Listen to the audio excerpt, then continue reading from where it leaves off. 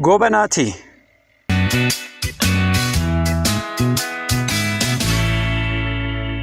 አዲስ አበባ ተወልዶ አድጎ በ16 ዓመት ወደ ሰሜን አሜሪካን የመጣው ቶሚቲ ወይም ጎበና ተመስገን በልጅነቱ ከሙዚቃ ጋር ስላለው ትውውቅ ሲናገር የምዕራባውያን ሙዚቃን በብዛት የማግኘት እድል እንዳልነበራቸው ነገር ግን የተወሰኑትን እንደ ማይክል ጃክሰን እና ማዶና አይነት ታዋቂ ድምፃውያን ብቻ ግን የማድመጥ እድል እንደነበራቸው ይናገራል። በሌላ በኩል ታላቅ ወንድሙ ታዋቂው ቤዝ ጊታር ተጫዋች ሄኖክ ተመስገን ቤት ውስጥ አኩስቲክ ጊታር እንደነበረው ያስታውሳል። ጊታር ሳይሆን ግን አሻንጉሊት በሉት ይላል ጊታሯን ሲያስታውስ ጎበና። ነገር ግን ወንድሙ ሄኖክ ወደ አሜሪካን ሄዶ ፕሮፌሽናል ቤዝ ጊታር ተጫዋች ሲሆን እና እርሱ የተሳተፈበትን አድማስ የተሰኘ አልበም ወደ ሀገር ቤት ሲልክ አልበሙ ላይ ያሉትን ሙዚቃዎች ሰምቼ ስለወደድኳቸው ለመጀመሪያ ጊዜ ስለ ሙዚቃ ጊዜ ሰጥቼ ማሰብ ጀመርኩ ይላል። አልበሙ ያንን ያህል ብዙ ፈጠራ የታከለበት አይሁን እንጂ የወደፊቱን ጊዜ ጥሩ አመላካች አልበም ነበር ይላል ጎበና። አልበሙ በጊዜው የኢትዮጵያ ሙዚቃ ከሬጌ፣ ሳምባና ሌሎች ብዙ ስልቶች ጋር ያዋሃደ በመሆኑ ልዩ ነበር። ይህ አልበም በውስን ቅጂና በቪናይል ብቻ ይወጣ ነበር። እኔ ያን ጊዜ ቅዱስ ዮሴፍ ትምህርት ቤት ተማሪ ነበርኩ አዲስ አበባ። እናም አንዳንድ ጓደኞቼ ሙዚቃን የትምህርት ቤት ባንድ ውስጥ ይጫወቱ ነበር። እኔ ከነርሱ ዙሪያ የማልጠፋ ከነርሱ ስለ ሙዚቃ በማየትና በመስማት ብቻ ብዙ ተማርኩኝ። መደበኛ የሙዚቃ ትምህርት ጭራሽ አልነበረኝም። ወንድሜ አድማስ ባንድ ላይ ቤዝ ጊታር ሲጫወት አይቼው ግን ስለተነሳሳው ቦክስ ጊታሩን ወደ ቤዝ ጊታርነት ቀየርኩት። በጊዜው አርአያ የማደርገው ማንም ሙዚቀኛ አልነበረም። ቅርቤ የነበረው ቦብ ማርሌ ነበር። ሙዚቃው ብቻ ሳይሆን መልእክቱም ጭምር ይመስጠኛል። ቦብ ማርሌ ኤንድ ዘ ዌለርስ ሙዚቃን በማድመጥ የባንዱ ቤዝ ጊታር ተጫዋች ከሆነው አሽቶን ጋር ተዋወቅኩ። ሰዎች የሚወዷቸው አብዛኛዎቹ የቦብ ማርሊ ሙዚቃዎች ያለ ቤዝ ላይኖቹ ምንም ናቸው። ዌሪንግ ኢን ቬይን የሚለው የቦብ ሙዚቃ ቤዝ ጊታር ቤዝ ላይን አጨዋወት ራሱን ችሎ ትልቅ ዜማ ነው። ከአዲስ አበባ ወደ አሜሪካን ሲሄድ ቤዝ ጊታር ተጫዋቹ ወንድሜ ሄኖክ በሞታውን ሬከርድስ ፕሮዲዩስ የተደረጉ ሙዚቃዎችን አስተዋወቀኝ።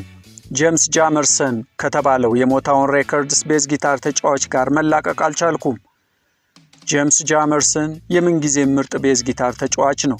ምናልባትም በማንኛውም መንገድ ቢሆን እርሱ ታላቅ ሙዚቀኛ ነው።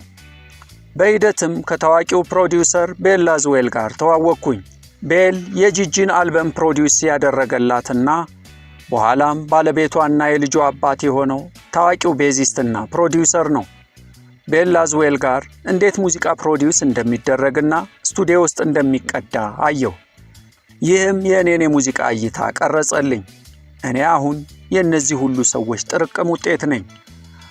በኋላም ከወንድሜ ሄኖክ ተመስገን ጋር ሲሳይድ ኢንተርቴይንመንት የተሰኘ አሳታሚ ከፍተናል። ሲሳይድ የሚለው ስያሜ የመጣው እንደሚታወቀው የሙዚቃ ቅጂ የካሴቱ ኤ ሳይድ ቢ ሳይድ አለው።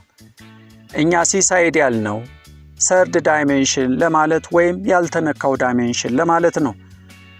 ሐሳቡ የነበረው ለአፍሪካውያን አርቲስቶች የሜይንስትሪም አክሰስ እንዲያገኙ ማድረግ ነበር። በግልጽ የጀመርነው በራሳችን ሰዎች ነበር።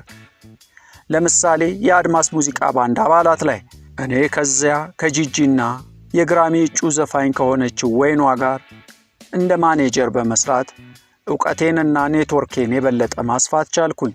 በተጨማሪም ጎጎል ቦርዴሎ ከተባለ የውጭ ሀገር የሙዚቃ ባንድ ጋር ቤዝ ጊታር የመጫወት እድል አግኝቻለሁ። በእርሱም ሚሊዮኖች ፊት ሆኜ የመጫወት እድል ገጥሞኛል።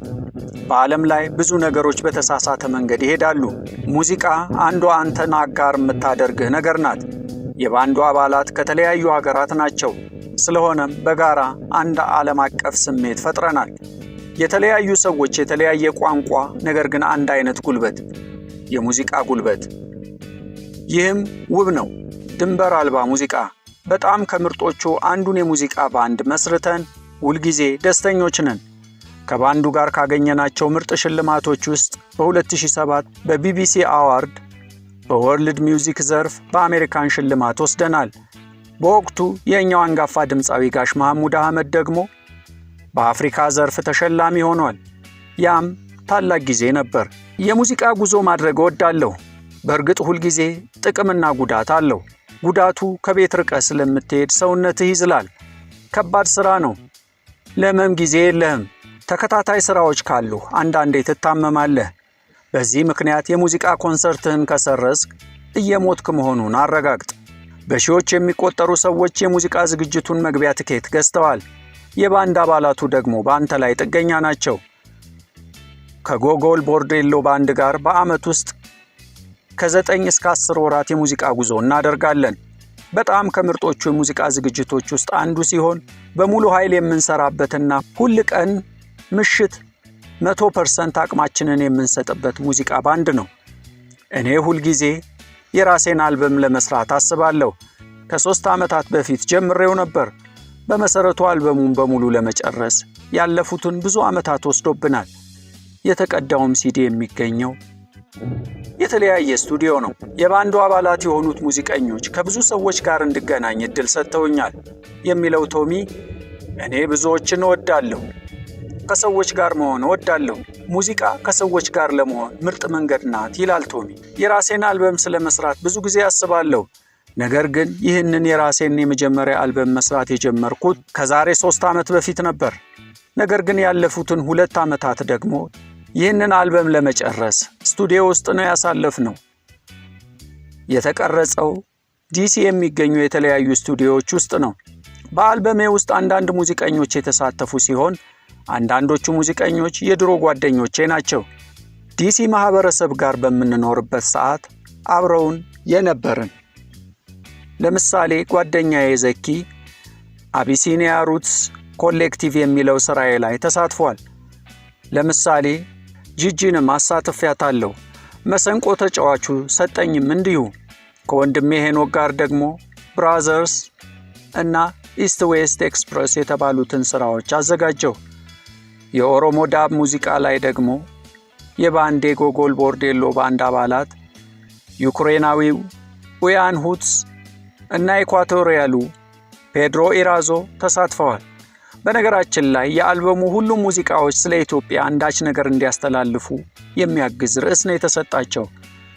ለምሳሌ አንዱ ኤት ወንደር የሚሰኘው የወሎ ቢት ነው።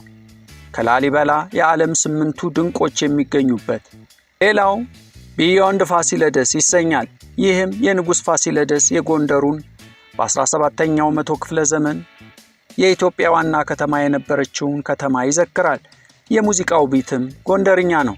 በመጨረሻም ብዙ ጊዜ ይላል ቶሚ፣ ትርፍ የምለው ጊዜ ሲኖረኝ የማሳልፈው ክለብና ቤት ሲሆን አልፎ አልፎ አነባለሁ። ነገር ግን ሁል ጊዜ ማድረግ አልፈልግም። በሌላ በኩል ከሙዚቃ ቱር ውጪ ብዙ ጊዜን ቤት ውስጥ እና ጓደኞቼን በመጠየቅ አሳልፋለሁ። ነገር ግን ሁል ጊዜ ደግሞ ከሙዚቃ ውጪ ያሉ ስራዎችን መስራት አያስደስተኝም ይላል ቶሚቲ ወይም ጎበና ተመስገን። ጨረሰ።